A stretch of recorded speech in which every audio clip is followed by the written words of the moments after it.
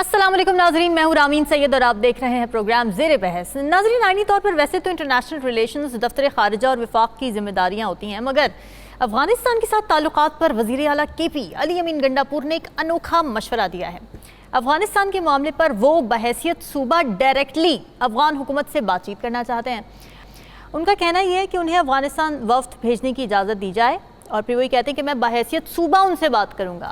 फिर तौजी ये पेश करते हैं कि जी अफगान हमारे पड़ोसी हैं, हम एक ज़ुबान बोलते हैं और हमारी 1200 किलोमीटर से ज़्यादा तवील सरहद है।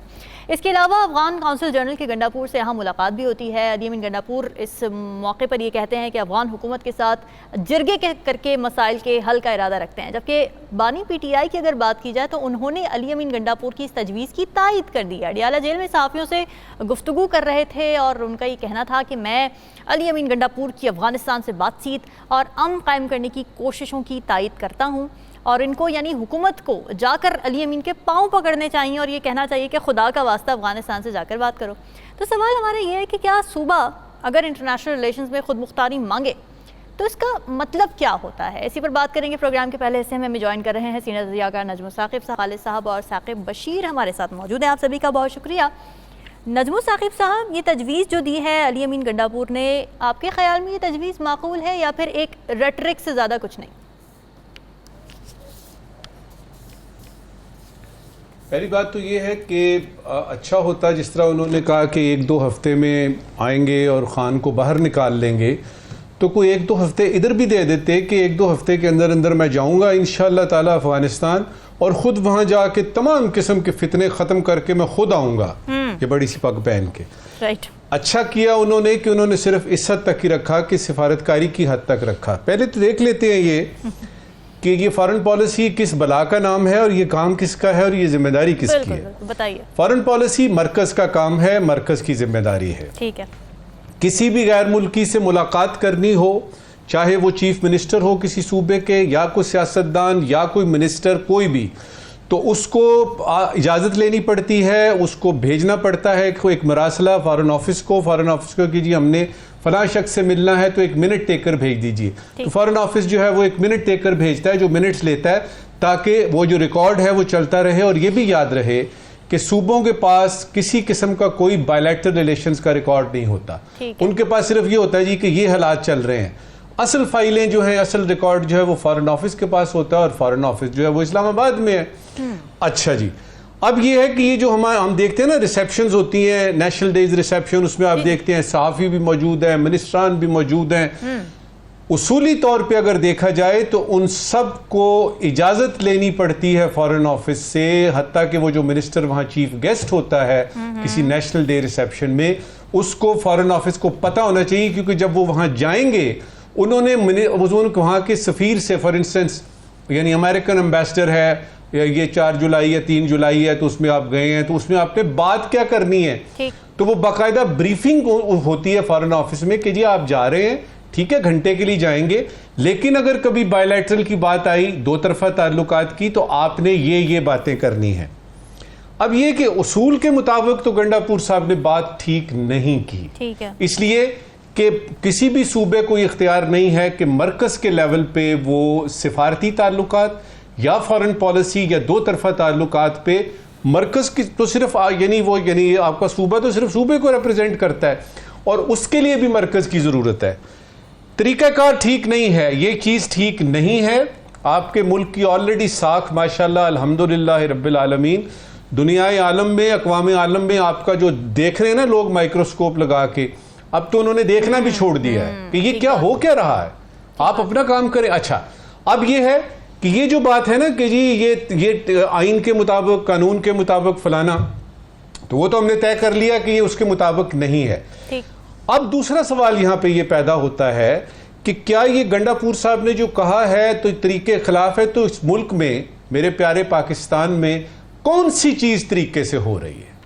कोई ऐसी बात बता दीजिए जो तरीकाकार से हो रही है। ये इलेक्शन तरीकाकार के मुताबिक हुए हैं, हत्ता कि मखसूस नशिस्तें जो आपने ली हैं वो किसी तरीकाकार के मुताबिक ली हैं। आप मुझे ये जो अभी आप यानी आईनी पैकेज लेके आ रहे हैं, ये क्यों लेके आ रहे हैं? ये जो तोसी हो रही है मुलाजमत में, ये क्यों हो रही है? ये जो सैलाब आए हुए हैं और आप सैलाबों को देखने की बजाय करोड़ों रुपए एक जलसा लगाने में कर रहे हैं और उससे भी ज्यादा पैसे आप लगा रहे हैं उस जलसे को रोकने के लिए। तो तरीकाकार मुझे बता दीजिएगा कि कौन सी इस ऊंट की कल सीधी है कि इसमें यह देखा जाए। बहरहाल बॉटम लाइन यही है कि ये चीज जो है, ये फॉरेन पॉलिसी, दो तरफा ताल्लुकात, ये मरकज का काम है और अपने मुल्क को इस तरह से मत कीजिए। आखिरी बात इस वक्त की, देखिए उन्होंने किसी जज्बात की रौ में आके बात की है, रिएक्शन के तौर पे बात की है। मसला क्या है उनका मसला है खान जेल में है, उनकी पार्टी का मैंडेट वगैरह चोरी हुआ है वगैरह वगैरह। ये आपका अंदरूनी मसला है, इसको अंदरूनी तौर पे काइंडली तय कीजिए। आपका इसका फॉरेन पॉलिसी से कोई ताल्लुक नहीं है। अमेरिका और यूरोपियन यूनियन को कुछ नहीं पड़ा हुआ कि यहां पे क्या हो रहा है और ये यानी किस किस्म का आईनी पैकेज है।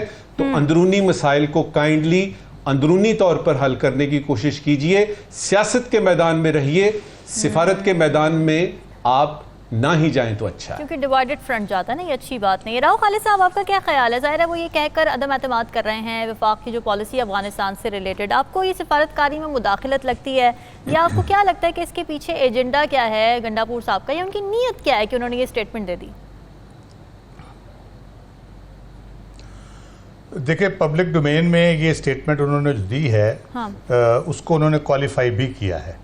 अच्छा। उन्होंने कहा कि जी मैंने जो नेशनल सिक्योरिटी कमेटी की मीटिंग्स में और प्राइम मिनिस्टर के साथ मीटिंग्स में बारहा ये पॉइंट आउट किया, सूरत हाल के हवाले से, बॉर्डर की सूरत हाल के हवाले से, दहशत गर्दी के हवाले से, लेकिन मेरी बात पे कान नहीं धरा गया।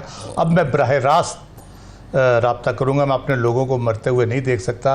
हमारा खून कोई वो दूसरा खून समझा जा रहा है, सस्ता समझा जा रहा है। तो उन्होंने क्वालिफाई किया, लेकिन स्टिल जैसे नजम साकिब साहब ने कहा, ये जो मुल्कों के दरमियान है, ये इस तरह तो हर बंदा मैं उठ के जाके कहूँ जी मेरे मसाइल है इस्लामाबाद के, तो मैं चीन से बात करूँगा या अमेरिका से बात करूँगा, या हर बंदा अपने अपने कर सकता है ना वो उठ के। फिर जाहिर है उसमें फिर मामला ख़राब से ख़राब होते चले जा रहे हैं। तो उसमें उनका वो उस हद तक तो बात बिल्कुल दुरुस्त है कि उनका ना हक बनता है, ना उनको ये करना चाहिए। पब्लिक डोमेन में थ्रेट इस तरह से नहीं करना चाहिए या ऐलान नहीं करना चाहिए। थ्रेट ना भी कहें तो ऐलान तो किया उन्होंने, और फिर अगले दिन कौंसल जनरल अफगान जो है पेशावर में, उनसे मिले भी वो।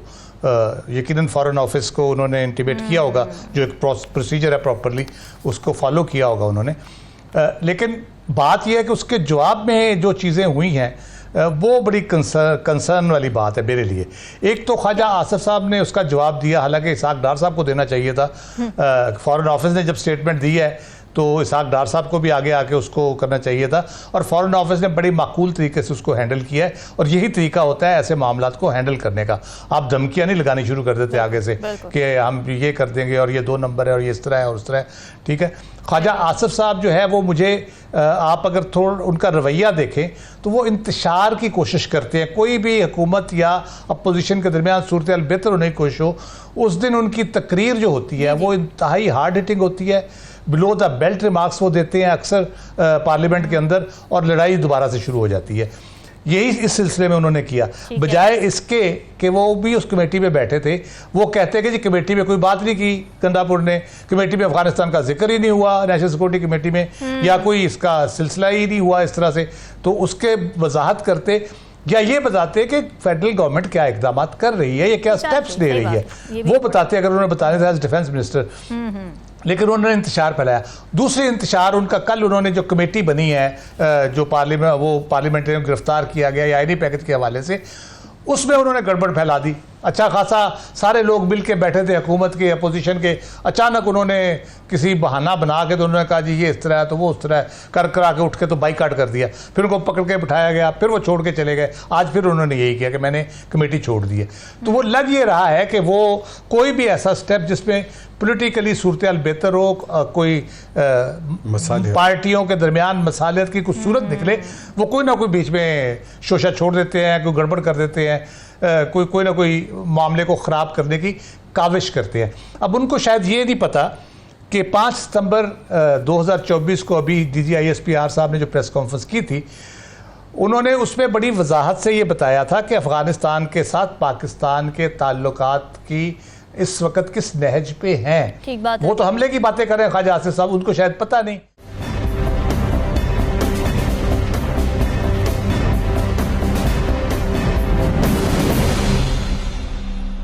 बताइए जिसमें उन्होंने कहा, मैं एग्जैक्ट कोट पढ़ देता हूं। को लेके आप उससे मुतमईन है या आपको भी लगता है कि इसमें मसाइल हैं? मुझे तो अभी तक उनकी पॉलिसी का नहीं पता ही नहीं चला, लेकिन मैं DGISPR जो है उन्होंने जो कहा वो मैं बता देता हूँ। मैं समझता हूँ यही पॉलिसी है और हुकूमत की तरफ से नहीं आई है। मुझे ये अफसोस की बात यह है कि ये हुकूमत हमें नहीं बता रही और ना आज भी नहीं बताया उन्होंने। पिछले कई महीनों में हमें सिर्फ ये पता चला है ख्वाजा आसिफ साहब ने कहा था घुस के मारेंगे, वो मोदी साहब वाला जुमला इस्तेमाल करते थे कि अफगानिस्तान के अंदर करेंगे इस तरह क्रॉस बॉर्डर की बात उन्होंने कहा DGISPR ने DGISPR ने 5 सितंबर को कहा था अफगान अबूरी हुकूमत से राब्ते में है, ठीक है, बहुत सी चीज़ों पर अच्छे ताल्लुकात हैं, जो समझते हैं रखना डाल देंगे, वो ख्याली दुनिया में रहते हैं। अब मुझे ये बताएं, ये इतनी पॉजिटिव स्टेटमेंट है, इसके ऊपर बिल्टअप होना चाहिए, रिलेशनशिप को बेहतर होना चाहिए। अगर गंडापुर साहब के पास ऐसी कोई बात है उनको बुलाएं, उनको कह जी बताएं आप क्या करेंगे, हम समझ रहे हैं ये मामला इस तरह से चल रहे हैं, आप क्या हेल्प कर सकते हैं इसमें, आपके को हमसे ज्यादा बेहतर ताल्लुकात है मुल्क के हवाले से। फजलुर रहमान साहब को नहीं आप भेजते रहे, आप गंडापुर साहब को भी भेज दें, फेडरल गवर्नमेंट भेज दे उनको, कह के जी उनकी गलतफहमियां दूर करें, जो भी वो बढ़के लगा रहे हैं उनको कह जी बंद करें, ये पब्लिकली बढ़के आप बुला के उनको कहे। और ये हम कर रहे हैं, DGISPR साहब ने जो बयान दिया है उसकी रोशनी में, और ये हमारे वैसे इक़दामात है। आज आर्मी चीफ गए हुए थे तीरा वैली में, जो ऑपरेशनल पोजीशन है, जो ऑपरेशनल सक्सेसेस है, उस पर पूरी ब्रीफिंग दी गई उनको। वो सारी चीज़ें जो है वो क्यों नहीं शेयर होती है कि आपको पता चलता है, उस वक्त पता चलता है जब आर्मी चीफ दौरे पे जाते हैं और फिर आपको एक कंप्रीहेंसिव उसकी पिक्चर मिलती है बॉर्डर एरिया में, उन डिवीजन्स में जिसमें सबसे ज़्यादा हम समझते हैं गड़बड़ है कि वहाँ पे क्या चीज़ हो रही है, किस तरह से लोग कुर्बानियाँ दे रहे हैं, किस तरह से उन इलाकों को क्लियर किया जा रहा है और कितनी सक्सेस वहाँ पे हासिल की गई है, कितनी कामयाबियाँ हुई हैं वहाँ पे। वो बात नहीं करते। ये मेरा ख्याल है उनके शायद वो तवज्जो भी चाहते हो कि भाईजान इतना अरसा हो गया मैं बोले जा रहा हूँ, मेरी कुछ सुन लो या मुझे बता दो क्या करना है, ताकि हम भी ऑन बोर्ड हो, हमें भी पता चले कि क्या है।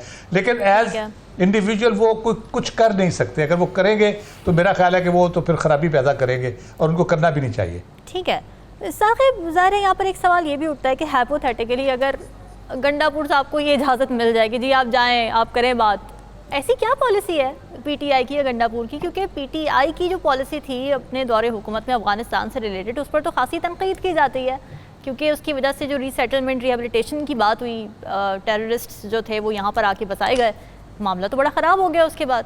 तो ऐसी क्या पॉलिसी है PTI की जो हेल्प कर सकती है?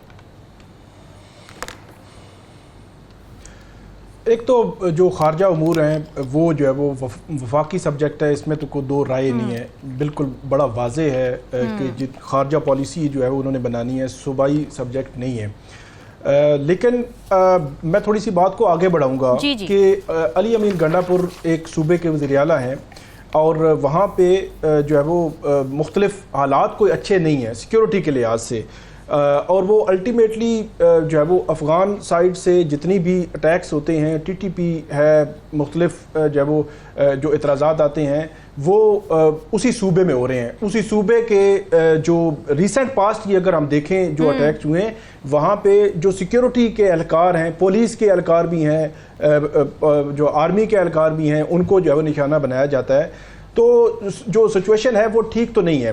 अब जो गंडापुर हैं उन्होंने परसों वो ऐलान किया था, और वो जब जो स्पीच कर रहे थे तो आप उनका फ्लो देखें तो वो अल्टीमेटली एक पॉलिटिकल पॉइंट स्कोरिंग भी था फैक्टर उसमें, मतलब ऐसा नहीं है कि कोई पॉलिसी स्टेटमेंट। फॉर एग्जांपल उन्होंने जब जलसे में कहा कि मैं 2 हफ्ते का टाइम दे रहा हूं, आपने इमरान खान साहब को अगर रिहा ना किया तो हम रिहा कराएंगे।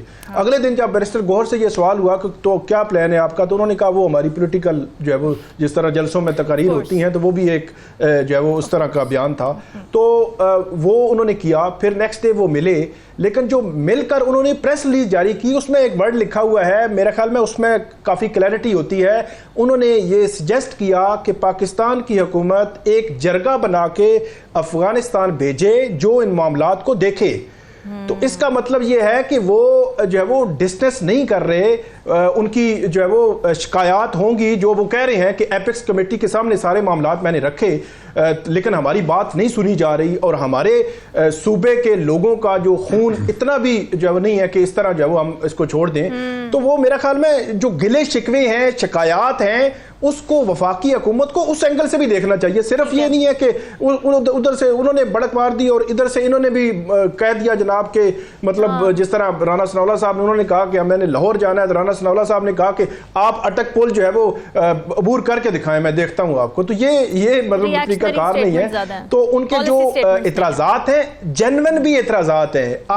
आप देख लें इनसाइड वहाँ पे लकी मरवत, हम उसमें बहुत डिटेल में नहीं जाते, लकी मरवत में क्या धरना था पुलिस वालों का, वो चीज़ें बड़ी डैमेजिंग है मतलब सिक्योरिटी एंगल से।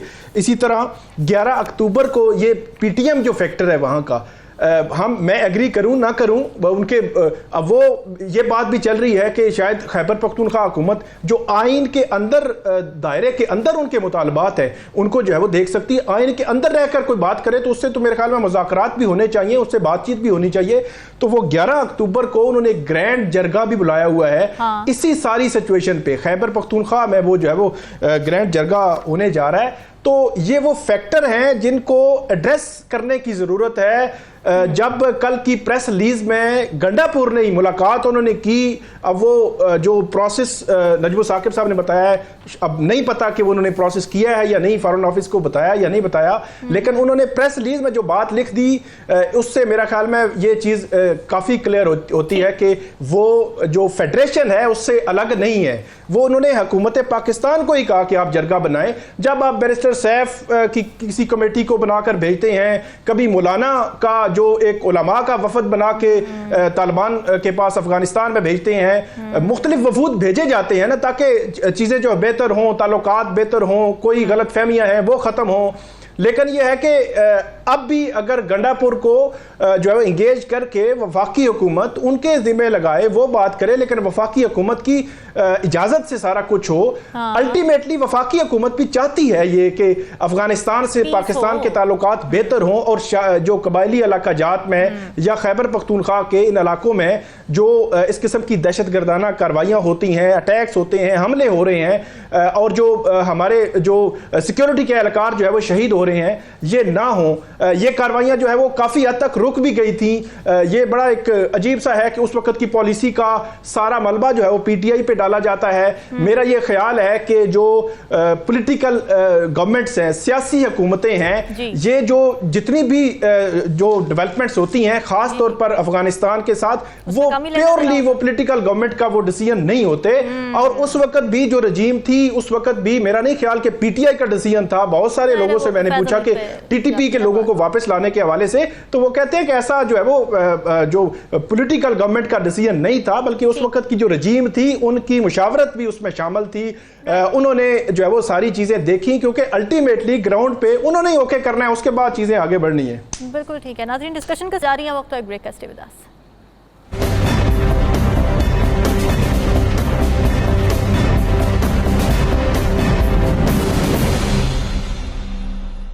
वेलकम बैक नाज़रीन। हुकूमत की लाख डिनायल्स के बावजूद जुडिशल मामलात पर आइनी पैकेज की बाज़गश्त अब भी चल रही है, बल्कि ज़ोर पकड़ती जा रही है। खबर ये आई कि आइनी तरामीम के हवाले से हिकमत अमली फाइनल हो चुकी है, मुसव्वदा तैयार हो चुका है और मैदान कल सजने जा रहा है, जिसके लिए हुकूमत नंबर गेम पूरी होने का भी दावा कर रही है, क्योंकि 2/3 अक्सरियत चाहिए। और ये भी दावा कर रही है कि हुकूमत को मौलाना फजलुर रहमान की मशरूत हिमायत हासिल हो चुकी है। अब नंबर गेम की बात तो अलग है, लेकिन इससे भी अहम सवाल यह है कि जुडिशल पैकेज लाने का मकसद क्या है। जो इस्लाहात इसमें प्रपोज की जा रही हैं, जैसे जजेस की रिटायरमेंट की उम्र बढ़ाकर 68 साल करने का इरादा रखती है हुकूमत, फिर हाई कोर्ट के जजेस की रिटायरमेंट की उम्र 65 साल करने का इरादा रखती है, फिर सीनियरिटी के बजाय जजेस के पैनल में से चीफ जस्टिस की तकर्रुरी का इरादा रखती है। तो इन इस्लाहात का फ़ायदा इदारे की मजबूती और अकाउंटेबिलिटी की सूरत में सामने आएगा। इसके पीछे यही इंटेंशन है या फिर ये कोई पर्सन स्पेसिफिक कानून है जिससे नून लीग या हुकूमत कोई सियासी फ़ायदा उठाना चाहती है? राव खालिद साहब, क्या लगता है आपको? इसकी सीधी सी बात है, हुकूमत जो अदलिया को दस्तनगर करना चाहती है अपना, और अपनी मर्ज़ी से जजेस अपनी मर्ज़ी के हों, बेंचेस अपनी मर्ज़ी के हों, कोई जज अपनी मर्ज़ी के ख़िलाफ़ फ़ैसला दे उसको हटा दो, जो आपकी मर्ज़ी के मुताबिक फ़ैसला दे उसको लगा दो, एक हाई कोर्ट से उठा के दूसरे में फेंक दो, उधर से किसी को बुला लो, फिर नंबर गेम जो उसमें होती है जजेस की वो इतनी हो कि अगर फुल कोर्ट में ऐसे जज बिठाए जाओ अक्सरियत हो। लेकिन वो क्या कहते हैं, सामान 100 बरस का है, पल की खबर नहीं। अब ये हुकूमत रहती है तो शायद 2 साल 3 साल 5 साल पूरे कर लेगी, 5 साल तक ये अपनी मर्जी की चीज़ें कर लेगी। उसके बाद क्या होगा फिर? उसके बाद तो दूसरी हुकूमत ने आना है, फिर वो इसी किस्म का काम शुरू कर देगी। बुनियादी मसला ये कि एक तो आइन की जो ट्राइकॉटमी ऑफ पावर है जी ट्राइकॉटमी ऑफ पावर हम बार बार जिक्र करते हैं, आइन बड़ा वाज़ेह है। अदलिया, मुकन्ना और जो इंतज़ामिया है उसके दरमियान जो इख्तियारात की तकसीम है वो बड़ी वाज़ेह है, और वो एक ऐसा बुनियादी फीचर है इसका आइन का जिसको कोई भी आप किसी तरह से तब्दील नहीं कर सकते। अदलिया की आज़ादी को आप किसी तरीके से कम नहीं कर सकते, ख़त्म नहीं कर सकते। इससे अदलिया की आज़ादी यकीनन, क्योंकि एग्जीक्यूटिव के हाथ में जब चला जाएगा तो वो चीज़ें उसमें उसके इख्तियार हो जाएंगे बहुत सारी चीज़ों करने में। लेकिन इसमें हुकूमत चाहती क्या है? मुझे तो लगता है कि ये एक बहुत बड़ा फियास्को क्रिएट किया हुकूमत ने, एक तमाशा लगाया एक शोशा छोड़ के 3 महीने से, और पूरा एक पैनिक क्रिएट किया हुआ है पूरे माशरे में, सोसाइटी में, और ख़ास तौर पे अदलिया के अंदर। हम क्या देखते हैं कि वो अगर आपने करनी है अमेंडमेंट, आप चीफ जस्टिस साहब से जाके क्यों डिस्कस कर रहे हैं उसको? आज फिर हमने सुना कि जस्टिस मुनीब साहब इसी कॉन्स्टिट्यूशनल पैकेज के हवाले से उन्होंने कहा कि तरमीम हो जाए तो उसके बाद हम इसको डिस्कस करें, जो भी हमने मामला जजों के हवाले से, उनके अपॉइंटमेंट की तकर्री के हवाले से लॉज बनाने हैं। तो वो उनकी बात नहीं मानी गई, उन्होंने वॉकआउट किया, नाराज़ हुए, या वैसे उन्होंने असूली मौक़िफ़ इख्तियार करते, उन्होंने कहा जी मैं फिर नहीं बैठता। पहले भी एक मीटिंग हुई थी जिसमें इशारा दिया था वज़ीर कानून ने कि हम कॉन्स्टिट्यूशन अमेंडमेंट करने जा रहे हैं 3 महीने पहले। उस वक्त जल्द इजलास ख़त्म कर दिया गया था कि ठीक है आप कर ले, उसके बाद हम बात करते हैं। आज अटॉर्नी जनरल साहब कह रहे हैं कि जी अदालत का क्या लेना देना आईनी पैकेज से, तो हम तो अब भाई आप अदलिया में जाके डिस्कस क्यों करते हैं? आप उनसे क्यों कहते हैं कि हम इतनी उम्र करना चाह रहे हैं आपकी और आपके? तो इसका मतलब यह है कि कुछ ना कुछ उसमें बदनीयती कहा जा सकता है को है कि अदलिया के अंदर एक ऐसा माहौल क्रिएट कर दिया गया है कि अब अदलिया जो है वो खामखा, हुकूमत को तो कोई नहीं पूछ रहा, हुकूमत के जो करने के काम है उससे भी तवज्जो लोगों की हट गई है। हम जैसे लोग भी ये चीज़ डिस्कस कर रहे हैं जिसका अभी तक वजूद मौजूद नहीं है, हमें पता नहीं है, अंदाजे ही है ना कि ये पैकेज लाना चाह रहे हैं, उसमें ये करना चाह रहे हैं, उसमें वो करना चाह रहे हैं। अभी मंजरे आम पे तो कुछ नहीं आया, लेकिन 3 महीने से एक पैनिक क्रिएट हुआ है। हर दूसरे दिन हम इसमें बात कर रहे होते हैं। तो मेरा ख्याल है कि इसके ऊपर जो सूरत हाल बन चुकी है आज की, खास तौर पे जो सुप्रीम जुडिशल काउंसिल की मीटिंग थी जिसमें जस्टिस मुनीब साहब वाला वाकया रिपोर्ट हो रहा है, अदलिया को खुद इस पे कुछ ना कुछ कहना चाहिए। मेरा ख्याल है चीफ जस्टिस साहब, चीफ जस्टिस साहब अदलिया के सरबराह हैं, माई बाप हैं पाकिस्तान की अदलिया के, and he is a wise man, और उन्होंने एक अपना टेन्योर गुजारा है बड़े अच्छे तरीके से। At the last leg of his tenure, लेकिन वो पार्लियामेंट की सुप्रीमेसी का हिस्सा वो बन गए। मेरा ख्याल है ये वाले चीफ जस्टिस जी बिल्कुल, पार्लियामेंट की सुपरमेसी तो हमने देख ली ना। एक SHO 2 सिपाही आते हैं, लाइटें बंद करते हैं और 10 MNA को उठा के ले जाते हैं। वेरी अनफॉर्चुनेट, ये सुपरमेसी है पार्लियामेंट की। तो वो तो आप उसको तो छोड़ देना, पार्लियामेंट की सुपरमेसी वो तो अल्लाह रहम करे, अब पता नहीं किधर जाएगी पार्लियामेंट। मेरा ख्याल है चीफ जस्टिस साहब की तरफ से या सुप्रीम कोर्ट की तरफ से इसके ऊपर कोई क्लियर पोजीशन आनी चाहिए। अच्छा। भले वो यही कह दें कि जी आप पैकेज करना है करें, हमें इसमें ना घसीटे। आप किसी की उम्र बढ़ाना चाहते हैं, किसी की कम करना चाहते हैं, सीनियरिटी प्रिंसिपल चेंज करना चाहते हैं, जजों के तबादले के हवाले से कोई चीज़ आप करना चाहते हैं, आप जजों की उम्र के हवाले से बात करना चाहते हैं, ठीक है, सीनियरिटी प्रिंसिपल को आप अनडू करना चाहते हैं, आप ज़रूर करें।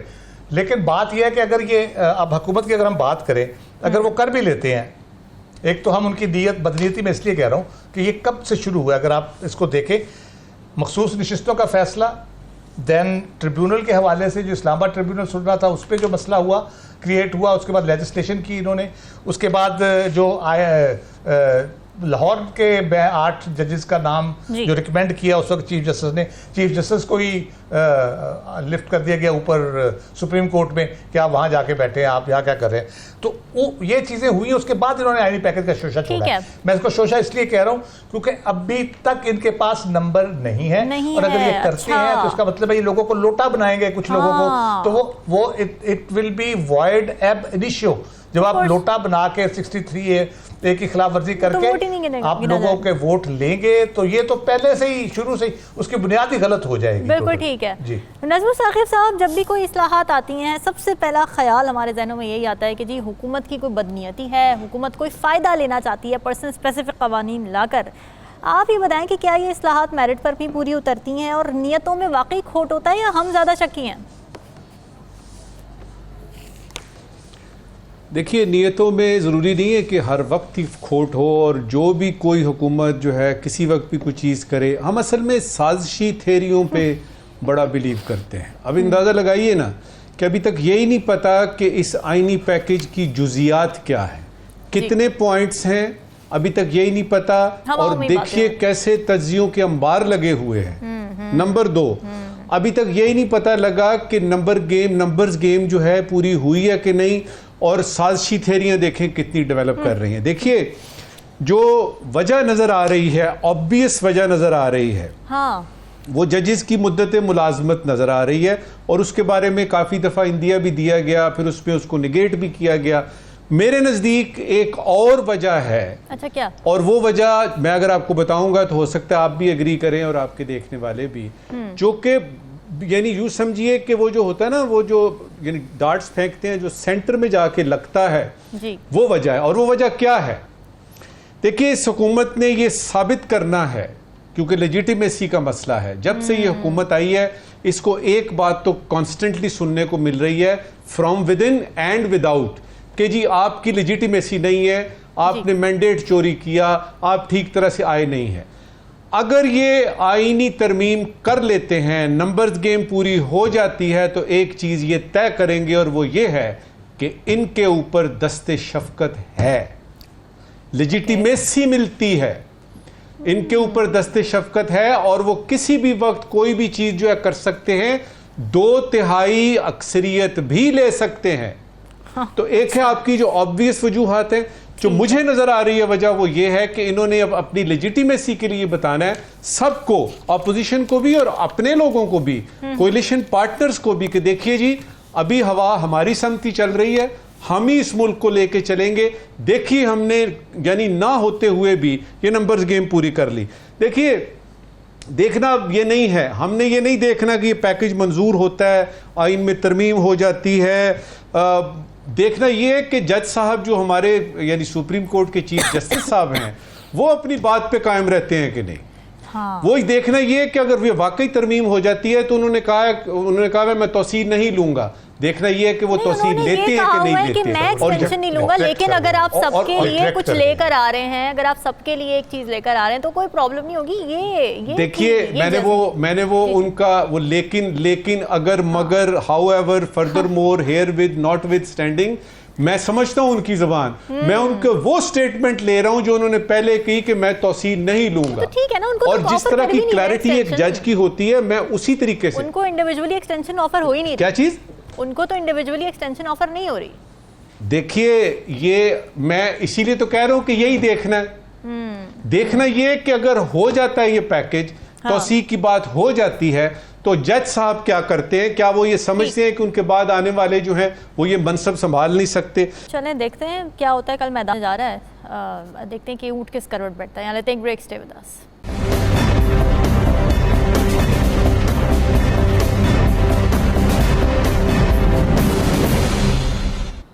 वेलकम बैक नाज़रीन। कई दिनों की गैर यकीनी की सूरत हाल के बाद बिलाखिर पाकिस्तान का IMF के साथ $7 अरब कर्ज प्रोग्राम का मुआहिदा हो गया है और IMF ने इस हवाले से कहा है कि एलामिया जारी किया है, डायरेक्ट और इनडायरेक्ट टैक्स में मुनसिफाना इजाफा किया जाएगा। ये हिदायत दी गई हैं। ज़राअत, रिटेल और एक्सपोर्ट सेक्टर्स को बाकायदा टैक्स नेट में लाना होगा। इसके अलावा स्टेट बैंक ऑफ पाकिस्तान के गवर्नर जमील अहमद ने यह कहा कि मुल्क ने IMF के अलावा दीगर कर्ज देने वालों से $2 बिलियन से ज़ायद की फाइनेंसिंग का बंदोबस्त कर लिया है। इससे पहले ही समझा जा रहा था कि बैरूनी फाइनेंसिंग नहीं मिल रही तो कर्ज के हुसूल में हतमी रुकावट इसको समझा जा रहा था, जिसके बाद स्टेट बैंक की जानिब से यह खबर भी आई कि जुमेरात को पॉलिसी रेट में कमी का ऐलान कर दिया गया। नजमुल साकिब साहब, इन दोनों इक़दामात को पाकिस्तान की मईशत के लिए कितना पॉजिटिव समझा जा सकता है?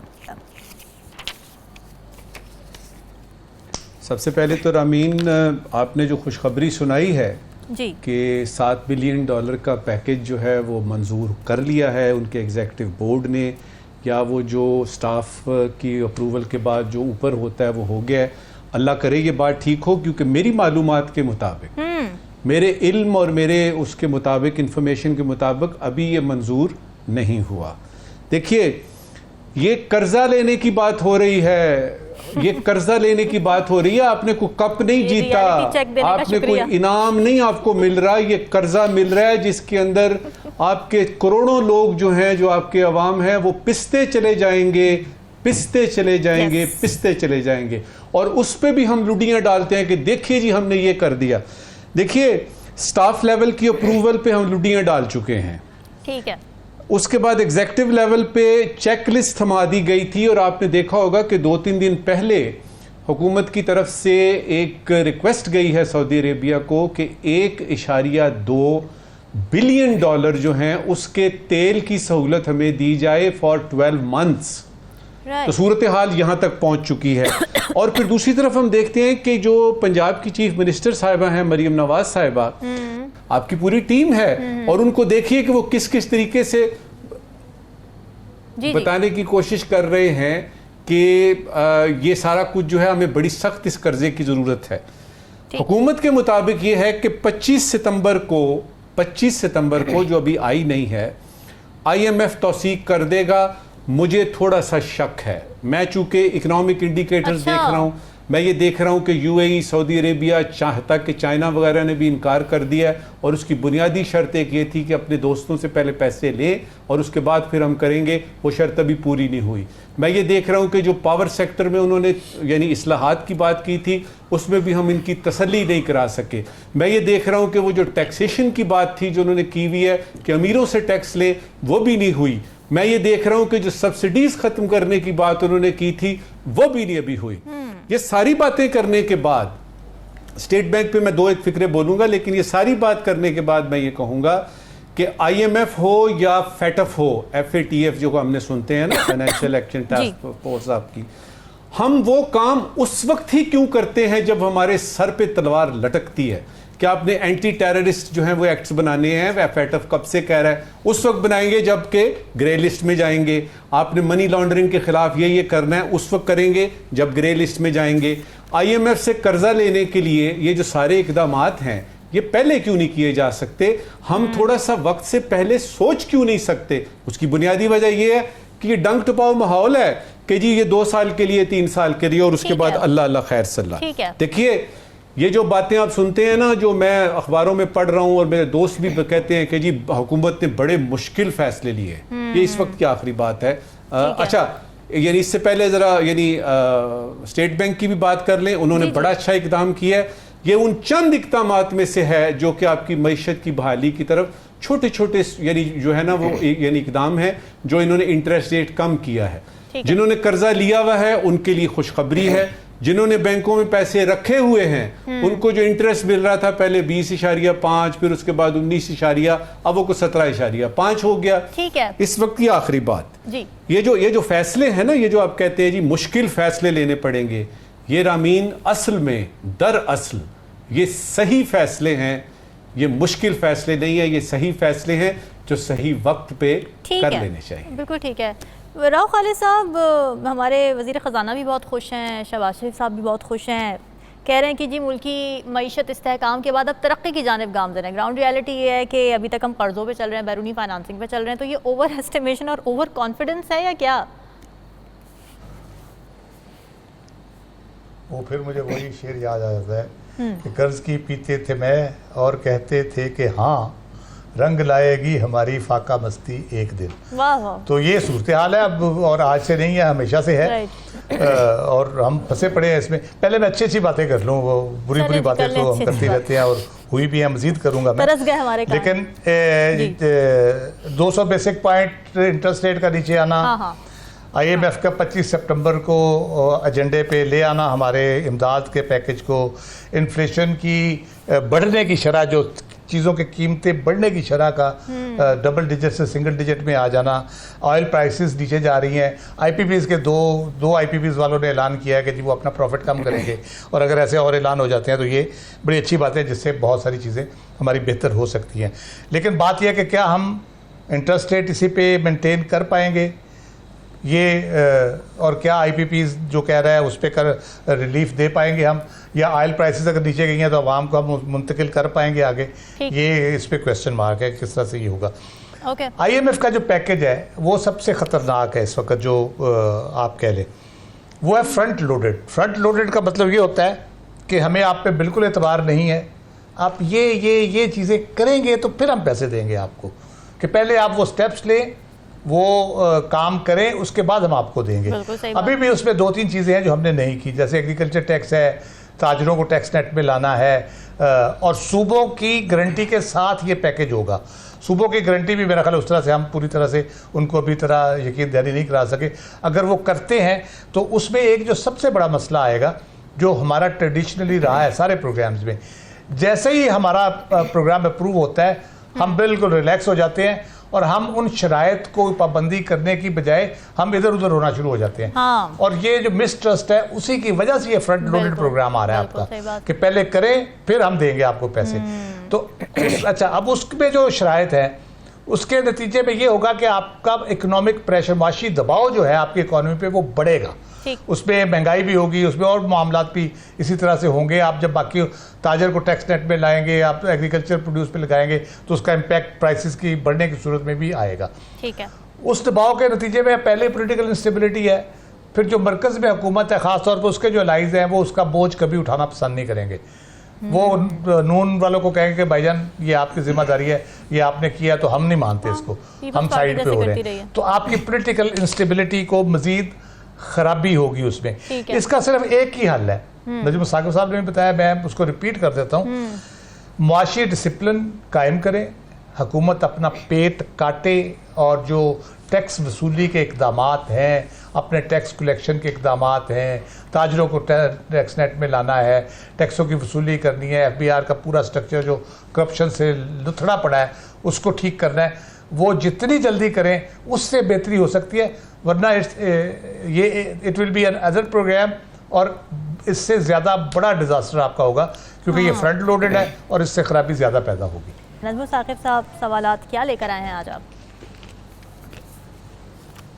बहुत शुक्रिया रामीन। एक ज़रूरी सवाल है और एक गैर ज़रूरी सवाल है। पहले ज़रूरी सवाल, खबर मिली है कि हुकूमत सिंध ने 10-20 नहीं, 40-50 नहीं, 138 लग्जरी गाड़ियां खरीदने का फैसला किया है।